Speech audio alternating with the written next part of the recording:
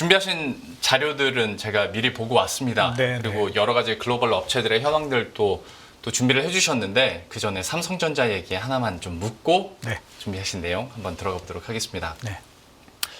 깜짝 놀랐습니다. 실적 나오는 거 보고. 육자가 2개 박혀 있는 거 보고 5조 초반대까지는 솔직히 저도 기대는 했거든요. 네.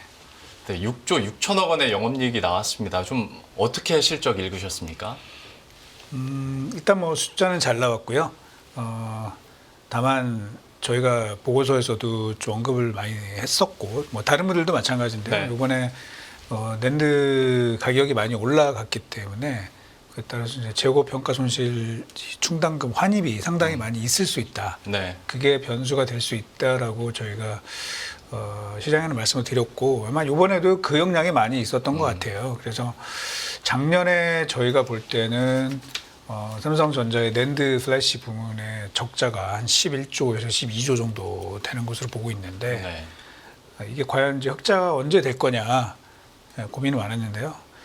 이번 1분기에 흑자가 나지 않았을까라고 이제 뭐 저희는 그렇게 추정을 하고 있습니다. 네네.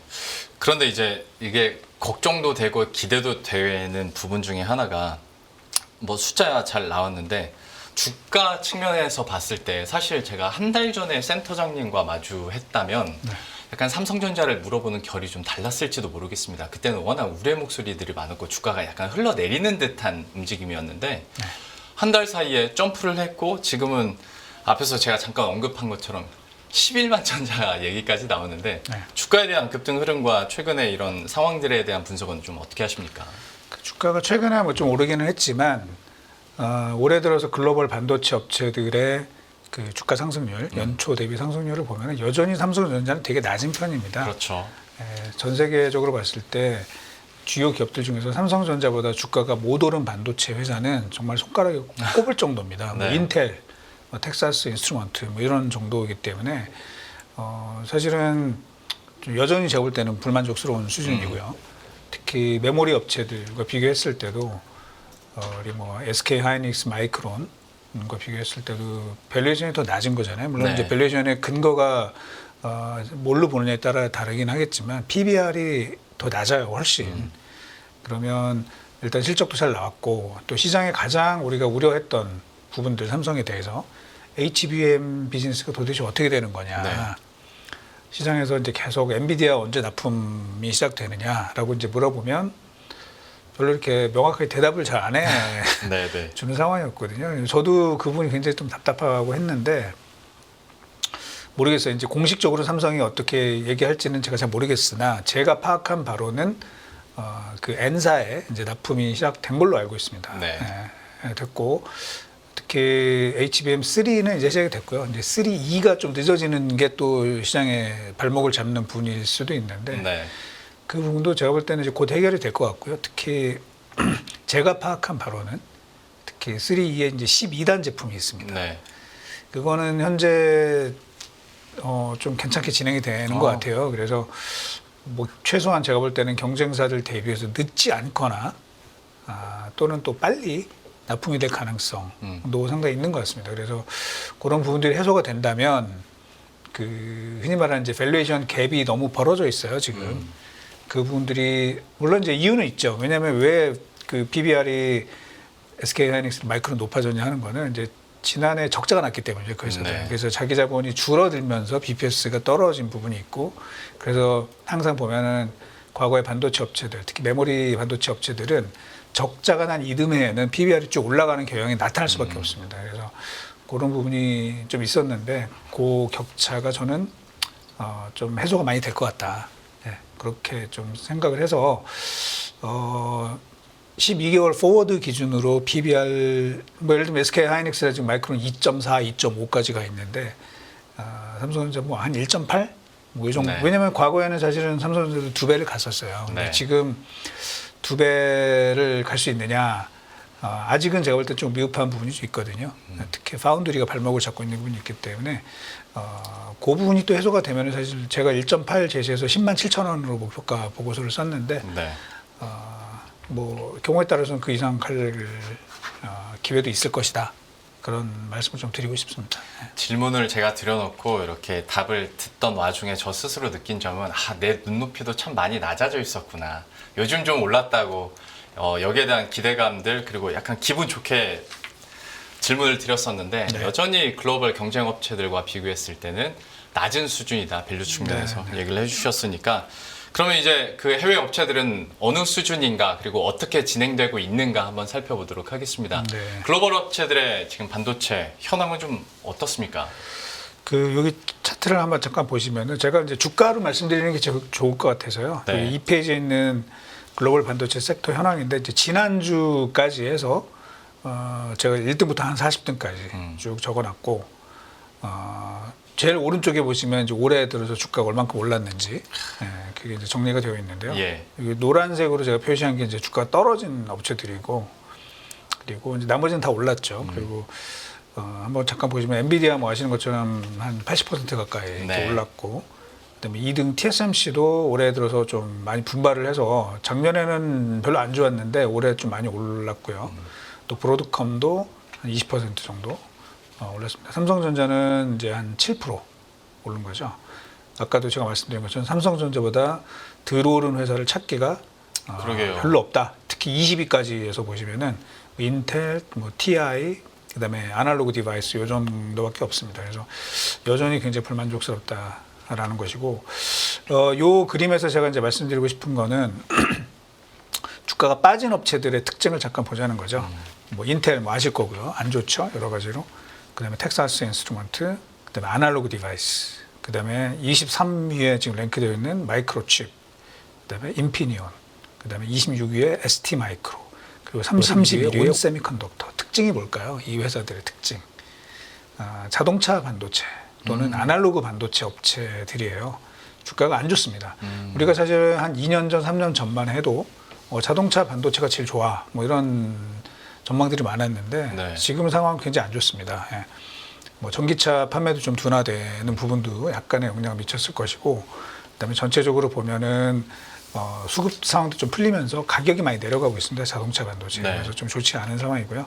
그 밑으로 보시면 이제 또 빠진 업체들이 글로벌 파운드리 32위에 글로벌 파운드리, 네, 모빌아이도 뭐 자동차 쪽이니까 좀 안 좋을 것이고, 그다음에 SMIC, 그죠? 그리고 40위에 UMC, 파운드리 업체들이죠. 다 안 좋습니다. 그래서 지금 보시면은 파운드리가 좋냐? TSMC만 좋은 상황이고요. 네. 나머지 그 밑에 급에 있는 업체들은 올해 들어서 주가가 마이너스를 보이고 있습니다. 그래서 전체적으로 올해 반도체 이 업황을 딱 보시면 주가가 모든 걸 얘기를 해주고 있는데요. 결국은 AI용 반도체만 좋다 이렇게 말씀을 드릴 수 있고, 네. 또 이제 메모리가 좋은 편입니다. 메모리가 왜냐하면 AI 반도체 이야기할 때 메모리를 빼놓고 얘기할 수 없기 때문에 그쪽이 좀 좋습니다. 그리고 한 2, 3년 정도 좋았던 업체들은 그렇게 좋지 않다. 그래서 전반적으로 반도체 업황이 전체가 좋은 것은 아니다. 그렇게 정리를 할 수 있을 것 같습니다. 예. 역시 그 반도체 업황 내에서도 그런 쏠림들이 있다 보니까 여기에 대해서도 사실 얘기하기로 치면 많은 사람들의 분석들이 있습니다만은 이건 차치하고서라도 주가 상승률로만 봤을 때도 지금 현재 뭐 아날로그 중심의 이런 반도체 업체들은 다 부진했고 그 중에서도 유독 삼성전자는 7.6% 주가 상승률을 보이더라라고 잘 표를 통해서 설명을 해주셨는데, 그러면 전반적으로 실적들은 어떻게 나오는지, 그러니까 주가와 실적이 함께 이렇게 따라가 줬는지 그 현황도 한번 소개를 해주시죠. 네, 사실은 이제 지난 4분기 실적 발표에서 업체들이 했던 이야기대로 주가가 그대로 움직이고 있습니다. 먼저 한 3달 정도 전의 일이죠. TSMC부터 잠깐 보시면은 TSMC는 4분기까지는 이 매출액이 YOY 마이너스를 기록을 했었는데 네. 올해 1분기는 한 10% 정도 성장할 것 같다 이런 얘기를 했고요. 대신에 연간으로는 한 20% 정도 성장할 것 같다라는 가이던스를 제시를 했습니다. 즉 하반기로 가면서 뭔가 좀 개선이 될 것 같다. 뭐 그런 의미겠죠. 그런데 그러면서도 자기네들의 투자는 그렇게 늘리지 않겠다라고 얘기를 했습니다. 이게 이제 굉장히 저는 좀 중요한 이슈가 된다고 생각을 하는데, 이게 반도체 현재 상황에서는 엔비디아의 독주가 너무 심하기 때문에 네. 이 엔비디아를 견제하고자 하는 이러한 움직임들이 좀 있습니다. 즉 TSMC도 엔비디아의 우군이긴 하지만 네. 이게 뭐 예를 들면 코어스 캐파 막 늘려줬더니 엔비디아만 엄청난 마진을 막 먹어가고 그렇죠. 사실 TSMC 제가 알기로는 코어스 쪽 마진은 그렇게 높지 않은 것으로 알고 있거든요. 그러니까 이제 불만이 많죠. 그래서 투자 많이 안 내릴 것이다. 딱 정해진 정도까지만 캐파를 늘릴 것이고 그 이상의 물량을 요구를 하게 되면 훨씬 더 높은 가격을 지불해라. 이렇게 엔비디아한테 이야기를 한 것으로 제가 알고 있어요. 네. 그러다 보니까 이제 둘 사이에서도 약간 미묘한 긴장 관계가 조금 형성이 되고 있는 부분이 있고, 제가 볼 때는 그런 부분에 있어서는 엔비디아도 이거 뭐 이런 TSMC뿐만 아니라 뭐 마이크로소프트나 뭐 구글, 뭐 메타 이런 쪽에서도 자체 칩을 개발한다 이런 이야기들이 계속 들리면서 그렇죠. 긴장을 할 수밖에 없습니다. 그래서 엔비디아도 더 이상 이 적을 만드는 것보다는 자기는 우군을 확보할 필요가 있다. 이제 사실은 그런 측면에서 최근에 삼성전자와의 이 관계 개선 이런 부분들이 조금 눈에 띄고 있습니다. 뭐 아시는 것처럼 젠슨 왕이 젠슨 어프로브드 뭐 이렇게 삼성에 가서 도장 찍어준 것처럼 제가 알기로는 그 밑에 단에서도 조금 변화들이 나타나고 있는 것 같아요. 그래서 그 어렵다던 이제 엔비디아의 납품도 가시화됐거나 이미 됐거나 이제 좀 조만간 좋은 쪽으로 타결이 될 것 같습니다. 그래서 그렇게 좀 보실 수 있고, 그 다음에 이제 뭐 TI, ST 마이크로, 인텔은 뭐 안 좋다고 얘기를 했죠. 자기네가 자동차나 아날로그 쪽의 성장이 둔화된다. 뭐 이렇게 얘기를 했습니다. 인텔은 뭐 좋을 줄 알았는데 PC가 여전히 수요가 좀 썩 좋지 않다. 하반기 이후에 좀 봐야 될 것 같다. 뭐 이렇게 얘기를 했고요. 그 다음에 사실은 이제 굉장히 의아한 회사인데 AMD입니다. 우리가 AMD를 볼 때 엔비디아의 대항마야 뭐 이렇게들 좀 기대를 많이 했었는데 한번 보실까 이 회사의 1분기 매출액 가이던스가 4분기 대비 상당히 많이 빠지고요. 특히 매출액 증가율은 겨우 고작 1%밖에 되지 않습니다. 좀 되게 황당한 거죠. 왜냐하면 그 밑에 보시면 엔비디아는 지난 4분기의 매출액이 전년 대비해서 265% 증가했고 이번 1분기도 저희가 추정하는 숫자는 한 250% 정도 증가할 것 같습니다. 그런데 AMD는 도대체 뭐 하고 있는 거냐, 뭐 이렇게 된 거죠. 그래서 사실은 저희가 이제 삼성전자에 그 전에도 얘기를 많이 물어봤거든요. HBM 어떻게 되느냐, 엔비디아 납품하느냐, 뭐 계속 이제 작년에 막 물어봤을 때 엔비디아 얘기는 이제 잘 안 하고 우리 AMD랑 거래한다, 뭐 브로드컴이랑 한다. 알겠다, 제가 이제 알겠는데 이거 봐라, 이 숫자를 봐라. 투자자들 별로 안 좋아한다. 그죠? 기다리던 답은 아니죠. 그렇죠. 사실. 명확하게 나타났던 겁니다. 그래서 이제 시장에서 자꾸 엔비디아 납품이 언제 되는지 관심을 쏟을 수밖에 없었고요. 이제 그런 부분들이 조금 해결이 될 가능성이 있다고 보고 있습니다. 특히 AMD는 저런데 엔비디아의 엔비디아랑 같이 비즈니스를 하고 있는 슈퍼마이크로라는 이제 서버 업체는 보시면은 1분기 매출액 증가율이 한 200% 뭐 이렇게 나오는 거죠. 그러니까 결국은 지금 반도체 주식은 엔비디아 그리고 엔비디아의 친구들, 엔비디아 협력 업체들 이런 식으로 돼서 올라가는 부분들이 굉장히 강하다는 것을 저희가 알 수 있었습니다. 저 그러면 이 시점에서 두 가지 질문이, 하나는 AMD 얘기를 해주셨으니까 어디서 엔비디아랑 이렇게까지 갈렸을까? 라는 질문 하나 하고, 그 자체 칩에 대한 그 니즈들이 여기저기서 뉴스화되고 있다 보니까 그러면 사실상의 이런 독점 체제인 엔비디아의 이 지금 시장 위치가 조만간 균열이 생길 수도 있는 건가에 대해서는 좀 어떻게 보시는지 두 가지 궁금해요. 글쎄요, 뭐 그거를 뭐 많이들 질문하시는데, 뭐 예를 들면 한 3년 뒤, 5년 뒤에 과연 엔비디아의 그 마켓 쉐어가 유지가 되겠느냐? 그러면 이제 그건 어렵다고 저희가 보는 거죠. 다만 그러면 당장 뭐 올해 하반기 또는 내년에 그 주의가 흔들릴 것이냐, 그렇게 물어보신다면 그러기는 쉽지 않다라고 이제 저희는 답변을 드립니다. 이 자체 칩 요것도 이제 준비를 한다는 거지. 지금 이 AI 개발 경쟁이 되게 치열한 상황에서 이 뭔가 보장이 된 엔비디아 이 솔루션을 쓰는 거를 하지 않고 자기네 칩으로 갔다가 문제가 생기면은 이제 또 개발이 늦어지게 되고 이런 부분들 리스크를 안고 가야 된다는 거죠. 그래서 그거는 시도는 되겠지만 좀 시간을 두고 움직이는 부분이 될 거라고 생각하고요. AMD도 마찬가지입니다. 지금은 여전히 그 엔비디아의 아성을 넘어서기가 쉽지 않습니다. 뭐 다들 아시는 것처럼 워낙 얘기가 많이 나와가지고 엔비디아가 구축한 그 쿠다라는 이 프레임워크 이거를 깨기가 쉽지 않다는 거죠. 거기에서 이제 AMD도 사실은 자체 그런 프레임워크가 있어요. 있는데 아직은 이게 확산이 잘 안 되는 거죠. 그래서 좀 시간이 좀 걸리지 않겠나. 뭐 그런 정도로 좀 해석을 좀 하고 있습니다. 그 제 아는 지인한테도 비슷한 질문을 했었을 때 되게 현실적인 답을 들었었는데 쿠다 얘기해 주셨잖아요.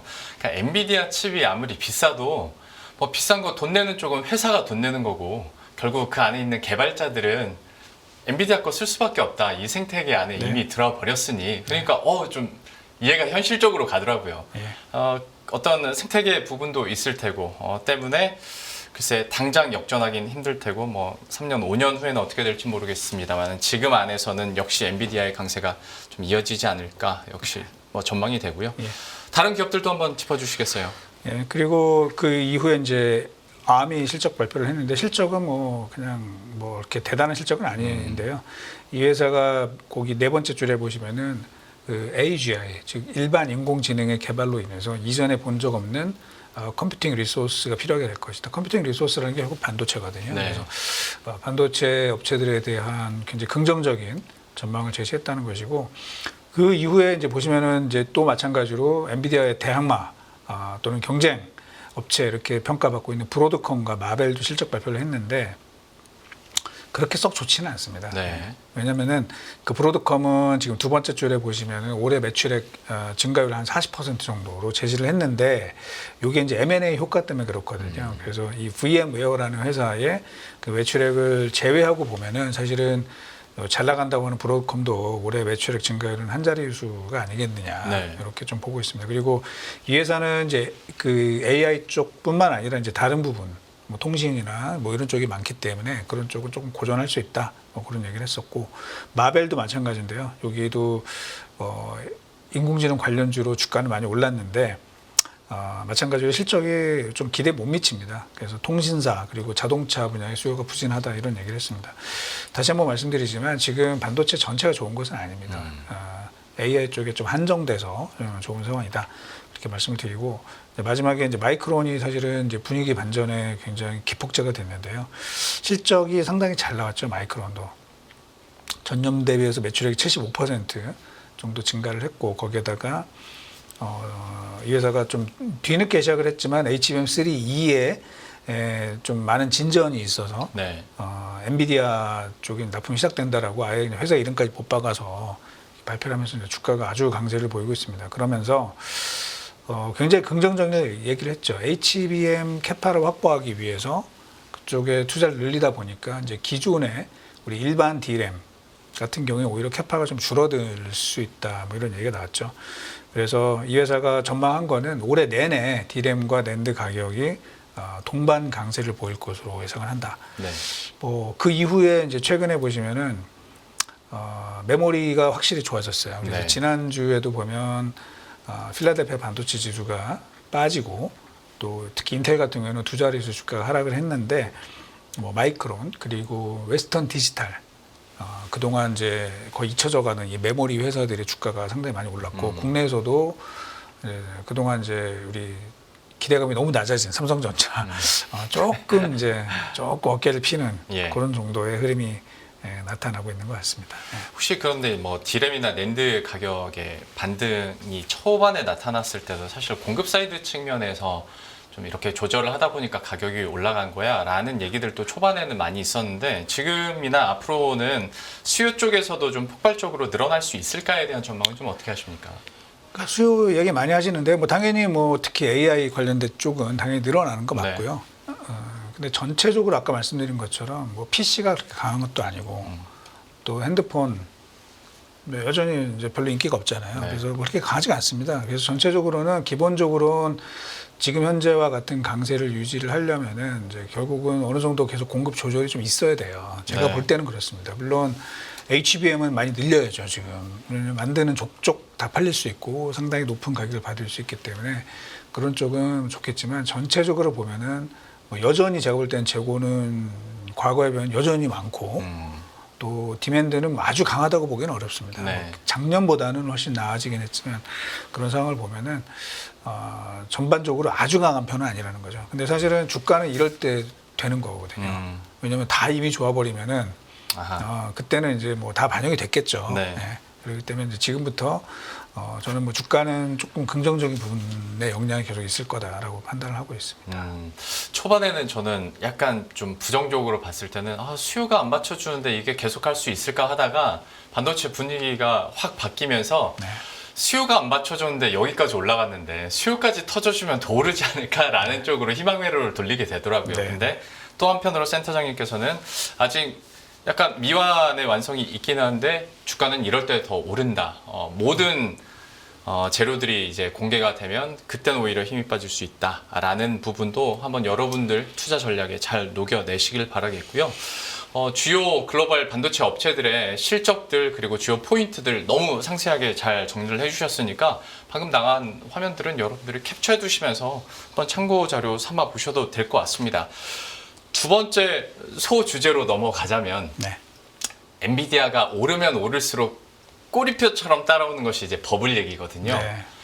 사실 버블이야 나중에 뒤돌아봐서 터져 있으면 버블인 건데 지금은 안 터지고 계속 올라가고 뭐 버블 얘기하시는 분들이 이제 그래서 네. 90년대 시스코 얘기를 합니다. 그때랑 네. 너무 움직임이 비슷하다. 센터장님께서는 어떻게 분석하고 계세요? 네, 뭐 이거 해외에서도 여러 번 이제 언급됐던 거죠. 엔비디아와 시스코 이렇게 비교를 많이 했는데, 뭐 저도 그래서 한번 데이터를 모아서 제가 나름대로 좀 분석을 좀 해봤는데요. 네.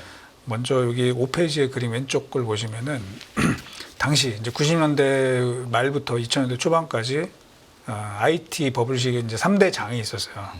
그래서 마이크로소프트, 인텔, 시스코 이 세 개가 돌아가면서 시가총 1등을 했었죠. 근데 네. 지금도 보면 약간 비슷한 부분이 있어요. 마이크로소프트, 애플, 그리고 이제 엔비디아. 네. 이 세 개가 아직은 이제 엔비디아는 3등에 쳐져 있긴 하지만 뭔가 좀 올라갈 가능성 뭐 이런 것들이 네네. 좀 보여주고 있잖아요. 그래서 좀 비슷하고 특히 그 중에서 시스코랑 이제 엔비디아 오른쪽에 있는 그림을 보시면 96년부터 2000년도까지의 시스코 그리고 2020년부터 2024년도까지 엔비디아 이게 뭔가 좀 비슷하다 모양새가. 네. 그래서 이거 확 꺾이는 거 아니야? 이제 이런 걱정들을 좀 하시죠. 그래서 이제 겉으로 보는 건 비슷하다. 여러 가지 상황이.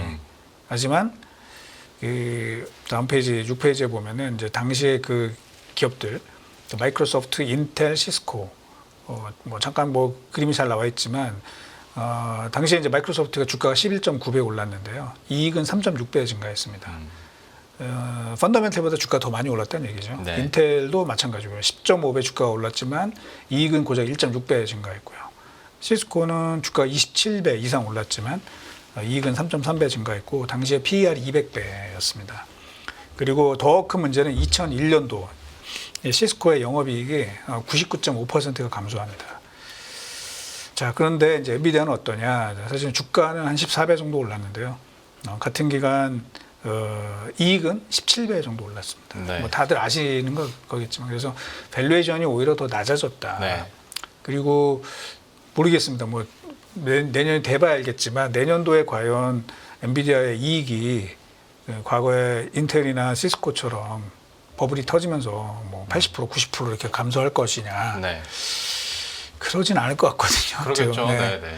오히려 더 증가할 수도 있다. 뭐 저희가 지금 추정한 숫자는 올해 엔비디아 영업이익 820억 달러, 그리고 네. 내년도에 1000억 달러를 보고 있어요. 1000억 달러.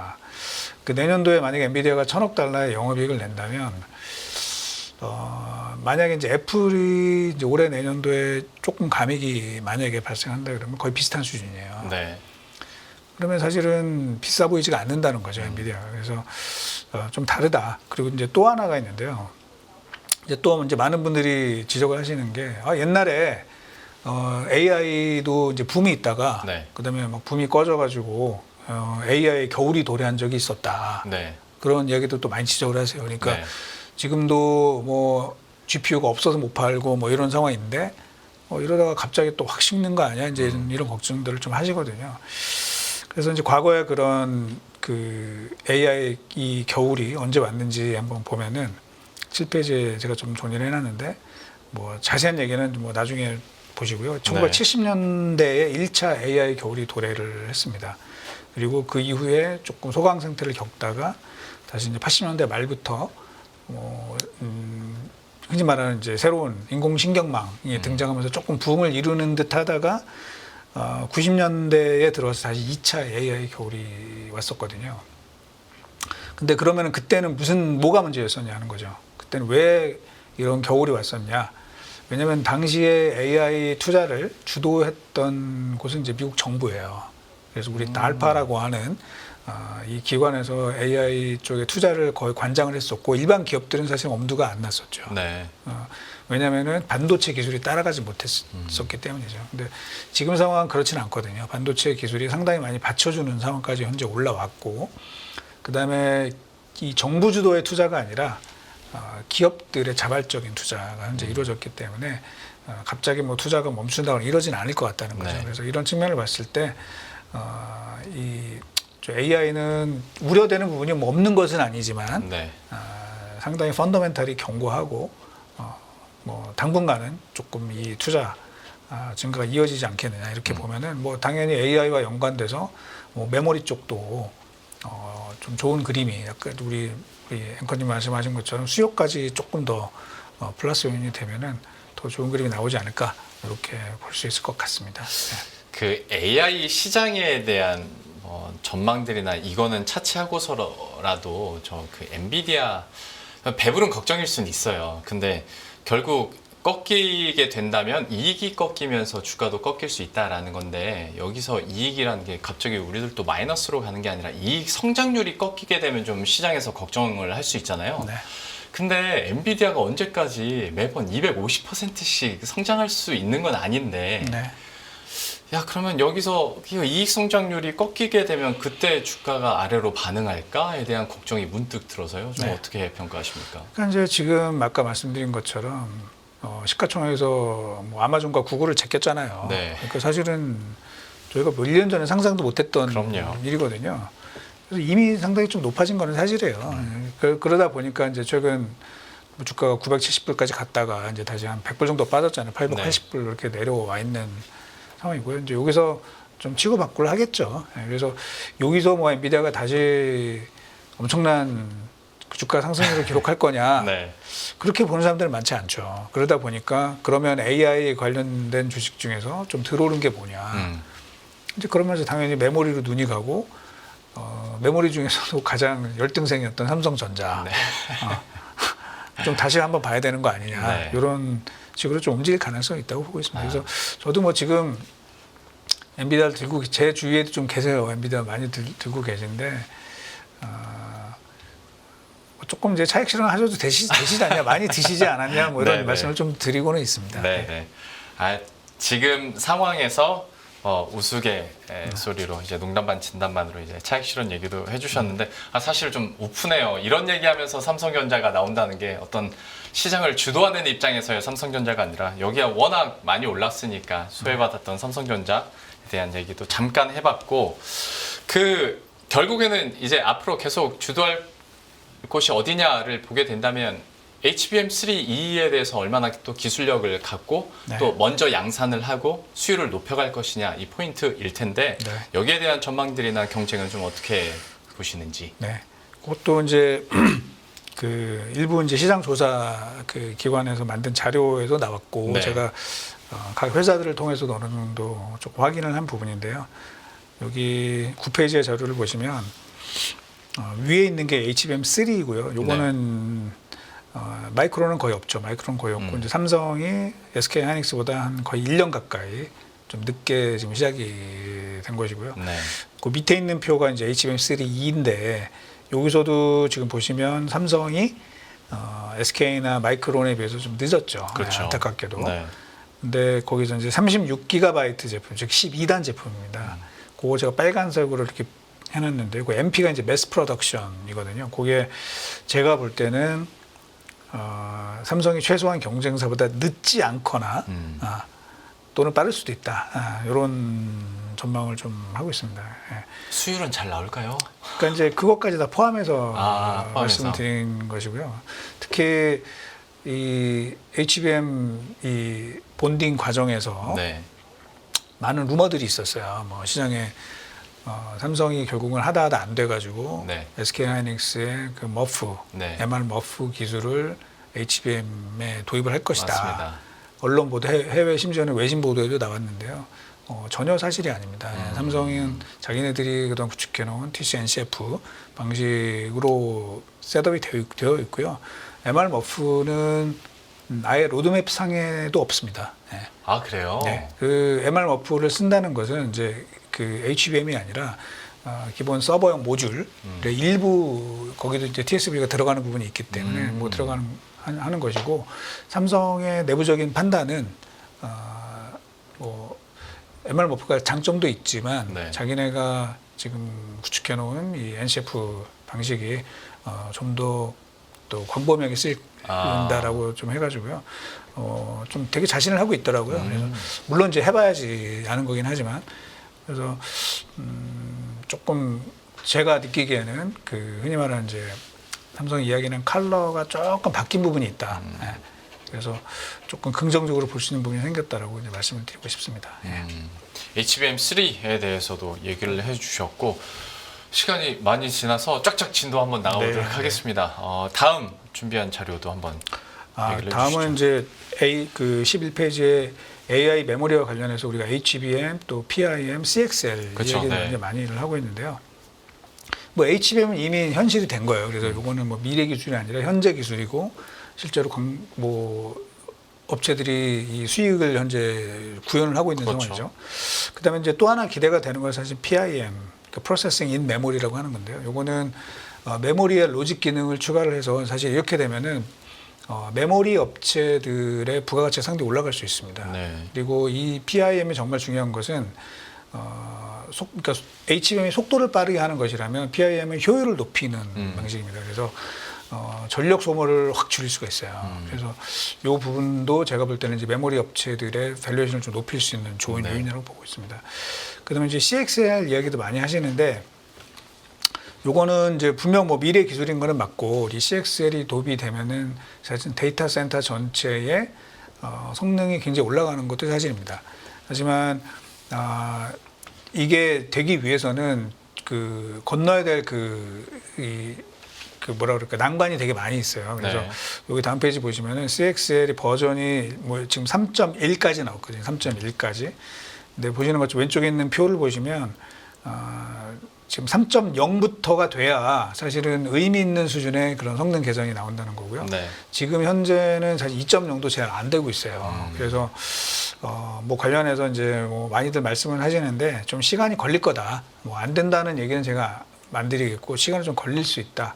그리고 시간이 걸린다는 이야기는 사실은 아직 모른다는 겁니다. 그래서 이게 냉정하게 보면은 CXL이 분명히 도움은 되지만 뭐 다른 방식으로 이게 좀 진화될 가능성도 있다. 그렇게 조금 저는 설명을 드리고 있어요. 예. 삼성전자는 어떻게 됩니까 그러면? 그러니까 이제 지금 삼성이 제가 볼 때는 CXL을 의도적으로 약간 말씀들을 많이 했거든요. 맞아요. 왜냐하면 HBM에서 좀 늦다 보니까 CXL이 많이 좀 의도적으로 언론 플레이를 좀 한 부분이 있는데 이거는 뭐 삼성이 한다고 되는 게 아니고 데이터 센터 전체적인 스트럭처가 바뀌어야 되는 거기 때문에 좀 시간이 많이 걸릴 수 있다. 그래서 실제로 그 시장 조사기관 앞 페이지에 잠깐 보시면은 그 2028년 정도 돼야 이게 의미 있는 시장이 나올 거라는 거예요. 그래서 네.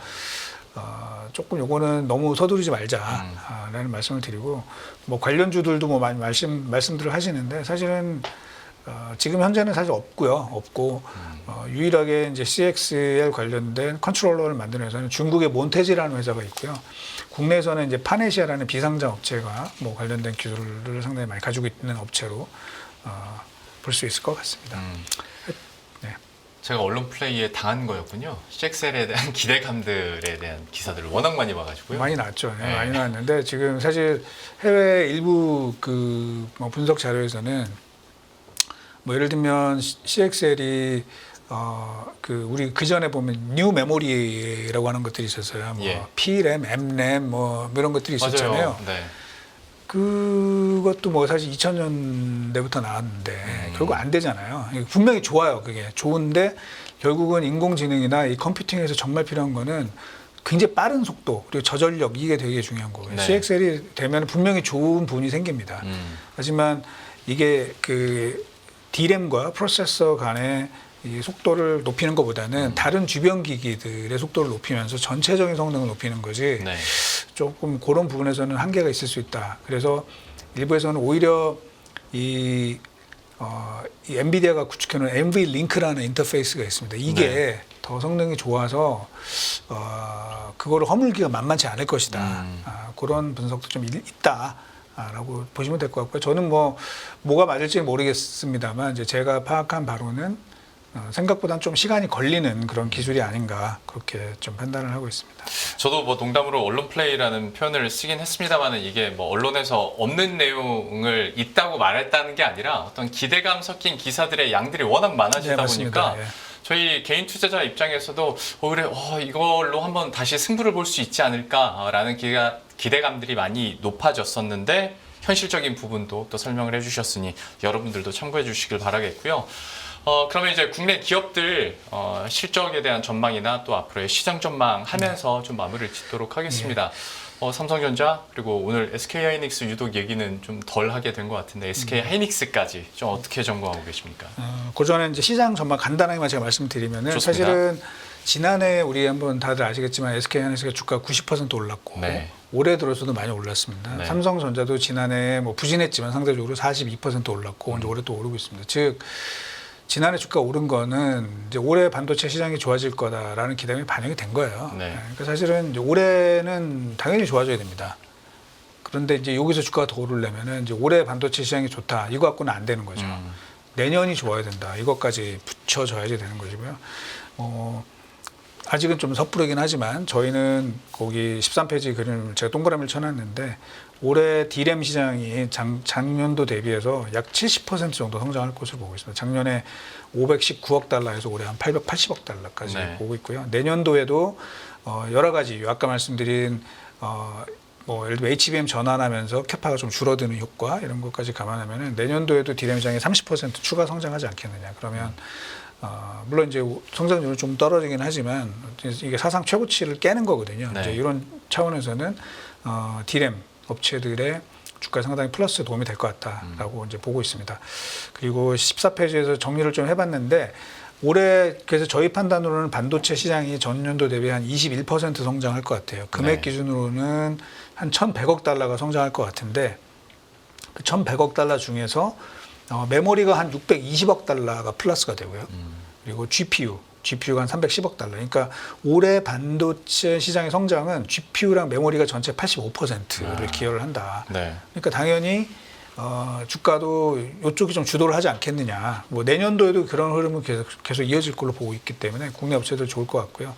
삼성은 이제 아까 우리 1분기 실적은 말씀드렸고 2분기에도 제가 볼 때는 메모리 가격 상승세 뭐 계속 될 거는 같고요. 네. 또 그렇게 되면은 또 재고 이 평가 충당금 환입이 일부 또 발생할 수 있습니다. 그래서 2분기 때는 세트 특히 이 스마트폰 쪽에서 이익이 좀 줄어들긴 하겠지만 반도체 이익이 계속 좀 성장을 하면서 이익이 뭐 계속 증가할 것 같아요. 그래서 저희는 지금 예상은 8조 원대 정도 보고 있고 이제 하반기에 가면은 12조 원, 13조 원대까지 올라갈 것으로 보고 있어서 2022년도 삼성전자의 영업이익이 43조였고 작년에 6.6조였는데 올해 다시 한 40조 근처까지 좀 회복을 하지 않을까라고 보고 있고 이제 내년도에는 잘하면 이제 사상 최고치 수준에 가까운 50조 후반까지 한번 기대를 해볼 수 있다라고 전망을 하고 있습니다. 그래서 그런 측면에서 보면 이제 서서히 좀 회복할 수 있는 부분이 있다라고 보고 있고요.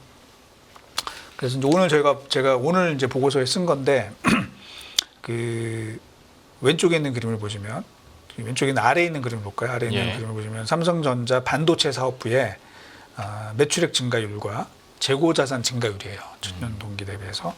근데 당연히 우리 뭐 아시겠지만 재고 증가율이 높으면 안 좋은 거잖아요. 네. 그죠? 근데 그동안 계속 높았다고요. 재고 증가율이 너무 높았다고요. 근데 이제 지난 4분기부터 그게 이제 살짝 역전이 됐습니다. 그래서 이제 올해 내내 오늘 매출액 증가율은 계속 올라갈 것이고 재고 증가는 떨어질 것이고 그럼 주가는 상승할 가능성이 매우 높다. 이렇게 좀 보고 있습니다. 특히 이 과정에서 아까 PBR 얘기를 처음에 좀 드렸는데요. 네.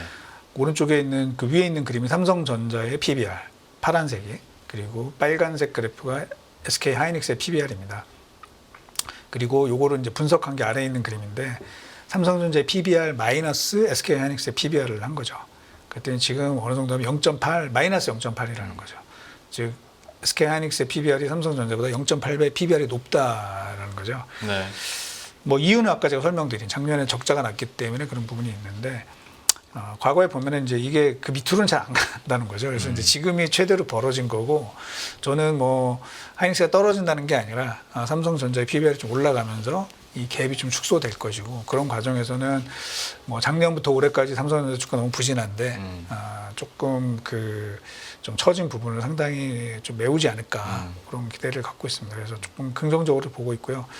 SK 하이닉스는 이제 실적 발표 아직 안 했지만 실적은 뭐 당연히 기대가 됩니다. 네. 네, 뭐 마이크론도 상당히 좋은 실적이 나왔고, 삼성도 아까 말씀드린 이유로 인해서 이제 좋은 실적이 나왔죠. 그래서 뭐 하이닉스는 뭐 오히려 퓨어 플레이이기 때문에 네. 그 효과가 더 클 것으로 보고 있습니다.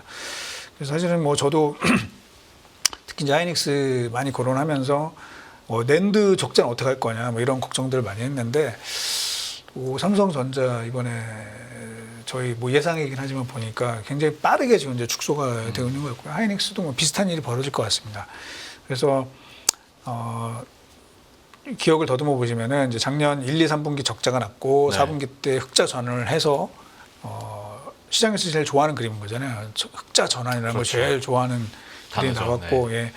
올해 1분기는 지금 보시면 이제 뭐 빅그로스는 좀 마이너스가 나긴 하겠지만 ASP가 많이 오르기 때문에 마찬가지로 그런 효과, 즉 이 가격 상승 효과 플러스 재고 평가 손실 충당금 환입 이런 것들이 겹쳐지면 뭐 2조 원대가 가능하지 않을까 올해 뭐 그런 기대를 할 수 있을 것 같고요. 이렇게 되면 저희 생각으로는 이제 올해 작년에 7조 7천 적자에서 올해 15조 정도 이익이 나지 않을까. 물론 제가 뭐 물어보니까 이제 제일 세게 보신 분 한 20조까지도 보신다고 하더라고요. 근데 그거 뭐 모르는 거고, 일단 뭐 상당히 괜찮은 숫자가 나올 것 같다.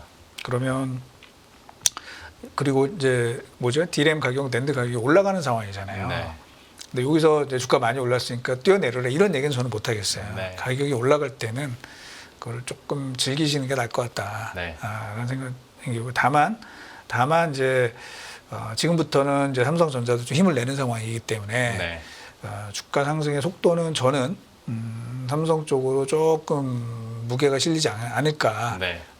그런 생각을 좀 하고 있습니다. 그리고 그동안에는 이제 그랬던 부분이 HBM 독주였잖아요. 사실 네, 하이닉스 그렇죠. 독주였고, 이제 그 부분이 반영이 많이 됐는데, 일단 뭐 많은 양은 아니지만 마이크론도 쫓아온다고 하고 있고, 삼성도 상당 부분 좀 저는 뭐 경쟁을 회복할 것으로 기대가 되기 때문에 뭐 그런 측면에서는 이제 삼성전자도 좀 관심을 갖고 보시자, 그런 말씀을 드리고 싶습니다. 긍정적인 기대감으로 마무리를 해주셨고요. 마지막 질문이니까 센터장님, 제가 죄송하지만 우문 하나만 좀 하겠습니다. 네. 어쨌거나 사이클 산업이잖아요. 네. 긍정적인 사이클이 돈다고 해도 언젠가는 이렇게 다운될 수 있고, 또 주가 사이클을 업한 사이클이랑 또 같이 볼 수도 없는 거잖아요. 네. 그러면 당분간은 아니겠지만 언젠가는 좀 이게 꺾일 것인지, 아니면 AI 힘으로 계속 밀고 가는 힘이 있어서 예전 사이클과는 좀 길이감이 다를 것인지에 대해서는 어떻게 보십니까? 뭐 굉장히 중요한 질문이시고요. 우문이 아니라 아주 제가 볼 때 현문인데, 사이클이 계속 되죠. 사이클이 계속 되는데, 그때 이제 우리가 중요될 거는 지난해처럼 그렇게 엄청난 이 적자를 보는 그런 다운턴이 오지 않게끔 컨트롤할 필요가 있고요. 왜 그럼 지난해 그런 다운턴이 왔느냐, 그거를 잘 곱씹어 봐야 되는 거죠. 네. 첫째는 수요 예측이 틀렸고요. 수요 예측이 틀렸고, 두 번째는 수요 예측이 틀리다 보니까 과도한 투자가 결국 진행이 됐던 것이고, 그게 이제 부메랑으로 돌아온 것이에요. 그래서 지금 중요한 거는 뭐 계속 뭐 마켓 센싱을 하시겠지만, 이 시장의 변화 뭐 이런 것들을 면밀하게, 뭐 저희들도 하지만 뭐 삼성 내부적으로도 뭐 당연히 훨씬 전문가들이 많이 하시죠. 네. 그런데 뭐 시장의 얘기들 좀 많이 들어주셨으면 좋겠어요. 그래서 왜냐하면 사실 뭐 미래는 아무도 모르는 거기 때문에 네. 뭐 다양한 소리를 듣고 거기에서 찾아가야지, 우리가 더 제일 똑똑해 뭐 이런 생각은 제가 볼 때 굉장히 위험하거든요. 네. 근데 그런 부분이 없지 않아 있었다. 그러면은 뭐 사이클을 피하기는 어렵겠지만 사이클을 좀 완만하게 만드는 그러한 좀 전략적인 선택이 되게 중요하지 않을까 그런 생각을 하고 있습니다. 네, 좋습니다. 안녕하세요. 이승입니다. 더 많은 영상을 보고 싶으신 분들은 화면 오른쪽에 있는 구독 버튼을 눌러주시기 바랍니다. 그리고 영상을 보시면서 좋아요는 필수인 거 아시죠? 항상 인포맥스 라이브를 사랑해 주셔서 감사합니다.